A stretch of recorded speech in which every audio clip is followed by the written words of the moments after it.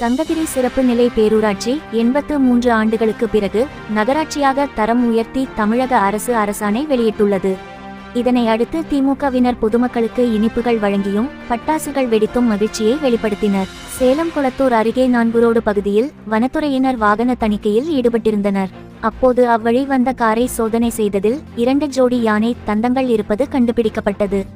Car மற்றும் 2 ஜோடி யானை தந்தங்களை பறிமுதல் செய்த வனத்துறையினர் கடத்தி வந்த 4 பேரை கைது செய்து விசாரணை செய்து வருகின்றனர். சேலம் மாவட்டத்தில் உள்ள ஆதிதிராவிடர் மற்றும் பழங்குடியினர் வகுப்பை சார்ந்தவர்கள் விமான நிலைய பணிக்கு விண்ணப்பித்து பயிற்சி பெறலாம் என மாவட்ட ஆட்சியர் அறிவித்துள்ளார். 12ஆம் வகுப்பு மற்றும் பட்டப்படிப்பு முடித்தவர்கள் இந்த பயிற்சியில் சேர விண்ணப்பிக்கலாம்.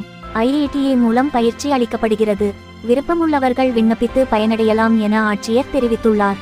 உடல் நலம் பாதிக்கப்பட்டு தனியார் மருத்துவமனையில் சிகிச்சை பெற்று வரும் அதிமுகவின் முன்னாள் மாநகர் மாவட்ட பொருளாளர் மணிராஜை எதிர்க்கட்சி தலைவரும் அதிமுக பொதுச் செயலாளருமான எடப்பாடி பழனிசாமி மருத்துவமனைக்கு நேரில் சென்று நலம் விசாரித்தார். பெத்தநாயக்கன்பாளையம் மற்றும் அதன் சுற்றுவட்டார பகுதிகளில் மாணவர் மன்றம் சார்பில் ஒரு பரபரப்பு போஸ்டர் ஒட்டப்பட்டுள்ளது.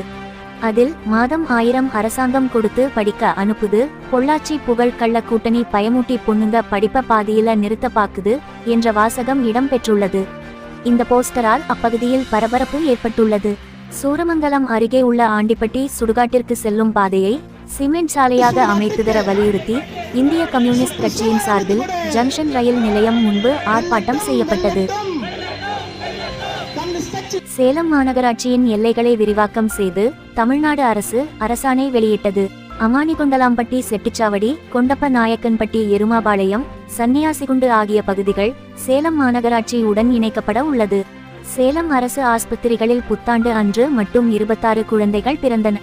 நள்ளிரவு 12 மணி முதல் நேற்று மாலை 6 மணி வரை சேலம் அரசு மருத்துவக் கல்லூரி மருத்துவமனையில் 11 ஆண் குழந்தைகள் 7 பெண் குழந்தைகள் என மொத்தம் 18 குழந்தைகளும், புறநகர் பகுதியில் 8 குழந்தைகளும் பிறந்துள்ளன. சென்னை அண்ணா பல்கலைக்கழக மாணவி பாலியல் சம்பவத்தை கண்டித்து தடையை மீறி ஆர்ப்பாட்டம் நடத்திய பசுமை தாயகம் தலைவர் சௌமியா அன்புமணி கைது செய்யப்பட்டார். இதனை கண்டித்து சேலம் மாவட்டம் முழுவதும் பாட்டாளி மக்கள் கட்சியினர் சாலை மறியலில் ஈடுபட்டு ஆர்ப்பாட்டம் செய்தனர். தடையை மீறி ஆர்ப்பாட்டம் செய்த தொண்டர்களை காவல்துறையினர் கைது செய்து மாலையில் விட்டனர்.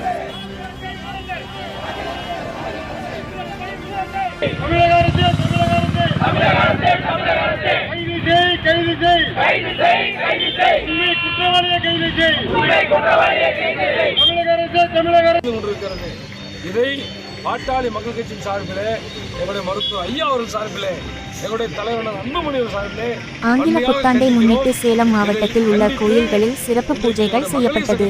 அதிகாலையிலேயே மக்கள் சுவாமி தரிசனம் செய்து வந்தனர். போகும் பொழுது துரத்தி சமூக விரோதிகளை கைது செய்வது போல 500 காவல்துறை கைது செய்திருக்கிறார்கள். நான் கேட்கிறேன், அந்த 500 காவல்துறையினரும் ஒரு நாளைக்கு 2 பேர் வீதம் அந்த அண்ணா பல்கலைக்கழக வளாகத்தை சுற்றி வந்திருந்தா 1000, 500, 250 நாள் ஒரு வருஷத்தை ஓட்டியிருக்காங்க. அங்கே இந்த மாதிரியான கயவர்கள் உள்ள போயிருக்க மாட்டாங்க. இதை வன்மையாக கண்டிக்கிறோம்.